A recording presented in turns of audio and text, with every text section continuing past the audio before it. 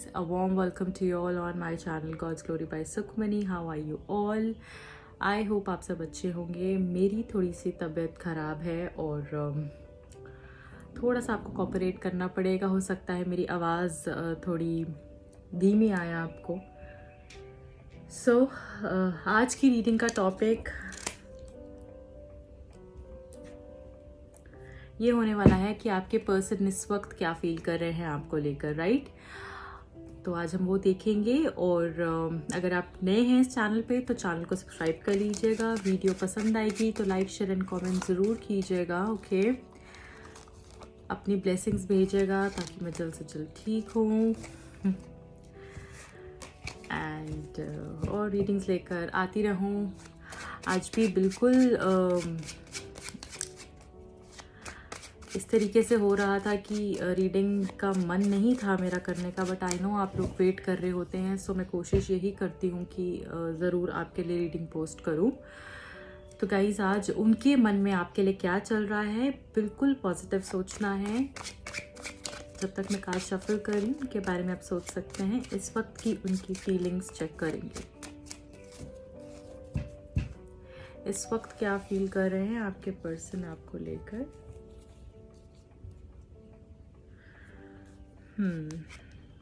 5 of swords पहला card है. 3 of coins, judgment card,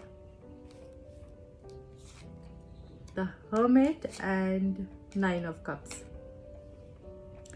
देखिए, आपके पर्सन यहाँ पर मुझे ऐसा लग रहा है कि बहुत ही ज़्यादा सैड हैं, परेशान हैं और रिग्रेट में भी मुझे दिख रहे हैं.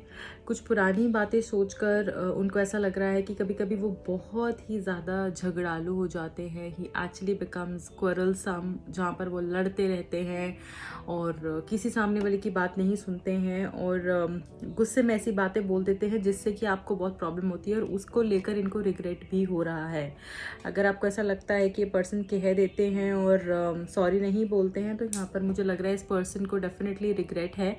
अगर आपके मन में इस तरीके की कोई भी बात आती है कि ये पर्सन ऐसा कैसे बोल सकते हैं और फिर ये पता नहीं कुछ सोचते भी होंगे, इनको अपनी गलती का पछतावा भी होता होगा, तो डेफिनेटली इस पर्सन को गलती का पछतावा होता है. जो भी आर्ग्यूमेंट्स आपके हुए हैं इस पर्सन के साथ उसको लेकर थोड़े सैड हैं और परेशान हैं. इनको पता है कि इन्होंने कुछ ऐसी बातें कह दी हैं, कर दी हैं जिसके कारण से आप हर्ट हो गए हो. ओके, तो यहाँ पर मुझे ऐसा लग रहा है कि जैसे ये सॉरी कहना चाहते हैं, जैसे कि ये अपनी गलतियों की माफ़ी मांगना चाहते हैं और फिर से चीज़ें ठीक करना चाहते हैं. मुझे ऐसा भी दिख रहा है यहाँ पे कि जैसे ये पर्सन आपसे बात करना चाहते हैं. ये पर्सन का बहुत मन हो रहा है आपसे बात करने का, आपसे कम्युनिकेट करने का और चीज़ों को ठीक करने का. मुझे ऐसा लग रहा है जैसे एंजल्स आपको ब्लेस कर रहे हैं. कुछ नई अपॉर्चुनिटी आपके पास आएगी इस रिलेशनशिप को लेकर. ये पर्सन भी जैसे आप तक पहुंचना चाहते हैं. ये पर्सन आपसे बात करना चाहते हैं, जैसे कि मैंने आपको बताया. रिकन्सिलिएशन के बारे में सोच रहे हैं, सही निर्णय लेकर, जो भी सही है. फॉर एग्जाम्पल क्या होता है ना, कभी कभी रिलेशनशिप में हमारी ईगो आ जाती है, हम गुस्से में आ जाते हैं, तो हम अपना अच्छा ही सोचते हैं कि मैं तो हर जगह पे ठीक था, वही गलत था.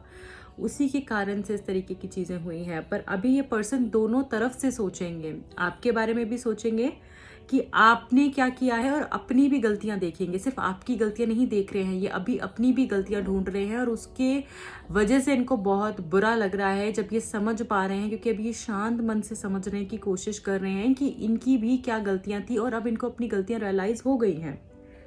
क्योंकि अगर आप थर्ड पार्टी सिचुएशन में ये पर्सन थे और इन्होंने आपको थर्ड पार्टी सिचुएशन में डाला था, तो वो थर्ड पार्टी भी इनके साथ अच्छे से नहीं रह रही है और अब इनको आपकी अहमियत भी समझ में आ रही है. ओके, आई ऑल्सो सी जैसे ये पर्सन रेडी हो रहे हैं, कहीं ना कहीं अपने आप को प्रिपेयर कर रहे हैं, ये रेडी हो रहे हैं एक नेक्स्ट लेवल पर जाने के लिए. ये ना सारी ही चीज़ें बहुत छुप के करना चाहते हैं. ये एकदम से ही आपके सामने आएंगे प्रपोजल लेकर और रेडी होकर, this is what I feel, क्योंकि ये जो यहाँ पे हर्मिट का कार्ड है ये मुझे बता रहा है कि रियलाइजेशंस डेफिनेटली हो रही है, पर्सन अवेकन हो रहे हैं, आपकी वैल्यू इनको पता चल रही है, ये ज़्यादा एक्सप्रेस नहीं कर रहे, बट डेफिनेटली ये इस रिलेशनशिप को आगे लेकर जाना चाहते हैं, इस रिलेशनशिप को लॉन्ग टर्म अपनी ज़िंदगी में रखना चाहते हैं। ये आप ही को दुआओं में मांग रहे हैं। 9 ऑफ कप्स, हैप्पीनेस की फीलिंग, बहुत खुशी इनको होती है जब भी आपके बारे में सोचते हैं, आपके साथ वो अच्छे वक्त को सोचते हैं, बहुत खुश होते हैं। आप ही इनके लिए सब कुछ हो, आप ही इनके लिए विश कम ट्रू हो, और इनको ऐसा लगता है ये मेरे साथ है तो सब कुछ मेरे साथ है और मुझे कुछ नहीं चाहिए है। वो कंप्लीशन की फीलिंग, हैप्पीनेस की फीलिंग, और मुझे ऐसा लग रहा है कि ये शायद पर्सन आप ही को बार बार सोच रहे हैं और जैसे दुआ कर रहे हैं कि आपकी जल्द से जल्द इनसे बात हो, आप इनसे मिल पाएँ, कुछ ऐसा हो जाए भगवान की तरफ से कि सब कुछ अच्छा हो जाए, ऐसा मुझे यहाँ पर लग रहा है।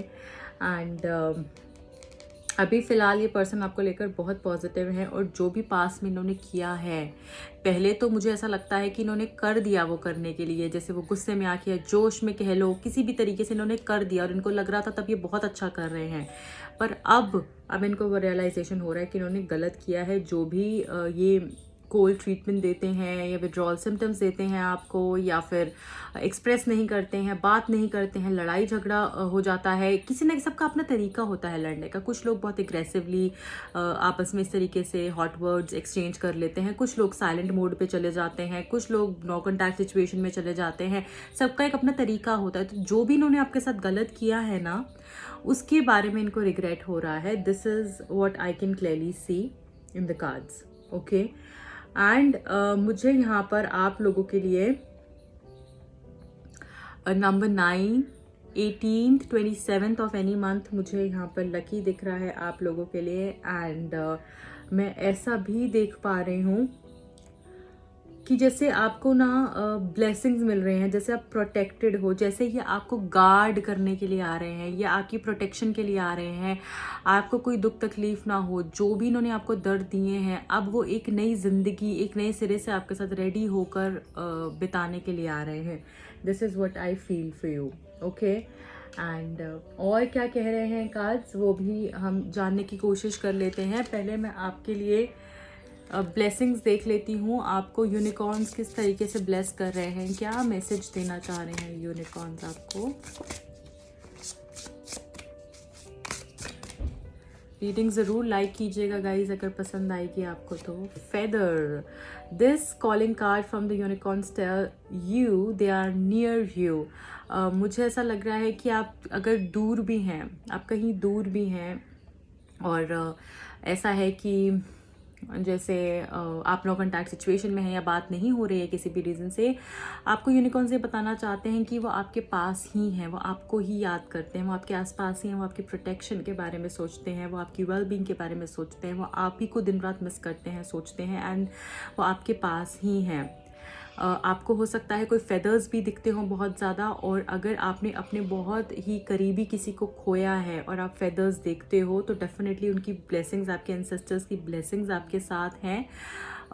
हो सकता है कि आपने किसी बहुत करीबी को खोया है तो वो आपके आसपास ही हैं, राइट। एंड जब भी आपको वो फेदर दिखे तो कोई विश भी आपकी जल्द ही जल्द यूनिकॉर्न्स पूरी करने वाले हैं, ये साइन है आपके लिए।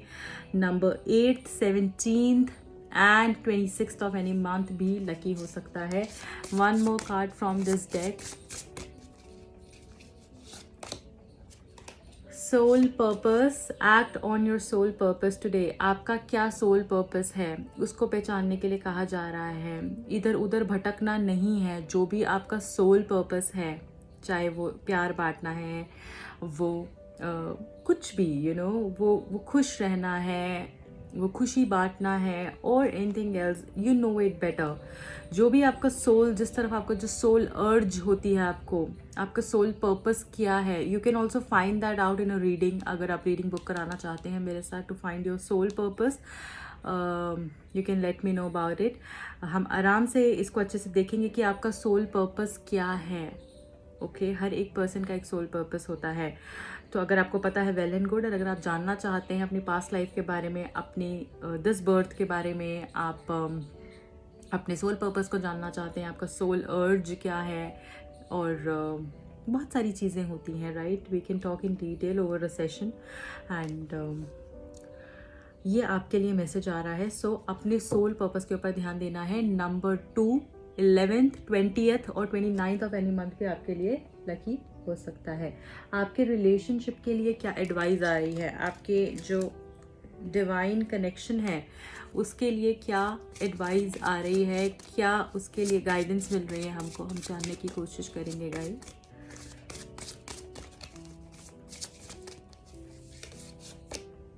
ईगोइस्टिक अप्रोच हो सकता है, आपके पर्सन की बहुत ईगोइस्टिक अप्रोच हो। आपके पर्सन जो है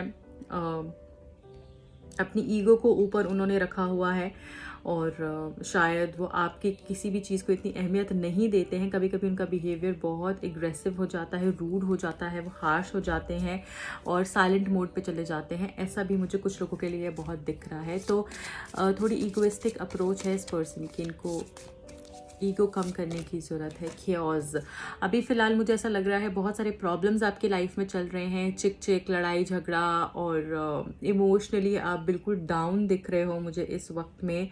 तो जो भी प्रॉब्लम्स चल रही हैं इसके ऊपर काम करने की जैसे ज़रूरत है आपको, ऐसा कहा जा रहा है। ओके ये सारे मैसेजेस ले लेते हैं हम। नॉट वर्थ इट हो सकता है कभी कभी आपको ऐसा लगता है जैसे कि ये पर्सन मेरे लिए सही ही नहीं है, और मुझे आगे बढ़ जाना चाहिए, मुझे मूव ऑन कर लेना चाहिए। कभी कभी आपके माइंड में ऐसा भी आता है, बट आप एक्चुअली मूव ऑन नहीं कर पाते हो इस पर्सन से।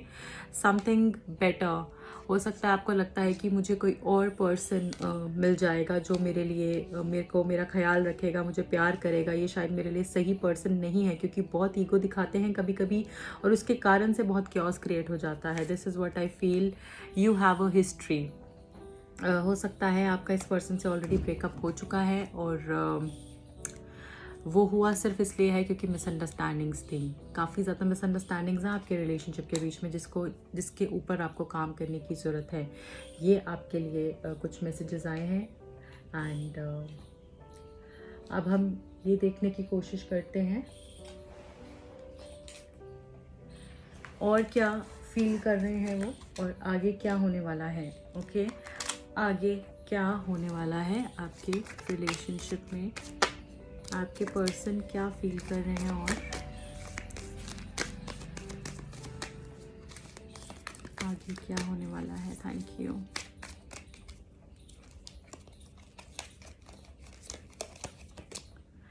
फ्लो जैसे आपको बोला जा रहा है, गो with the flow, go with the energy. जैसे वो फ्लो कर रही है, चीज़ों को घुमाने की कोशिश मत करो, चीज़ों को रोकने की कोशिश मत करो, चीज़ों को तोड़ने की कोशिश मत करो, अपना माइंड ज़्यादा यूज़ मत करो। Just go with the flow. जो आपको नेचुरली जो आपको फील हो रहा है, जो आप तक आ रहा है, जो आपको अच्छा लग रहा है, जो आपको फॉलो करने के लिए इंट्यूशन हो रहा है, आपने बिल्कुल वैसे ही चलना है। Just go with the flow. ये आपके लिए बहुत ही इम्पोर्टेंट मैसेज आया है यहाँ पे।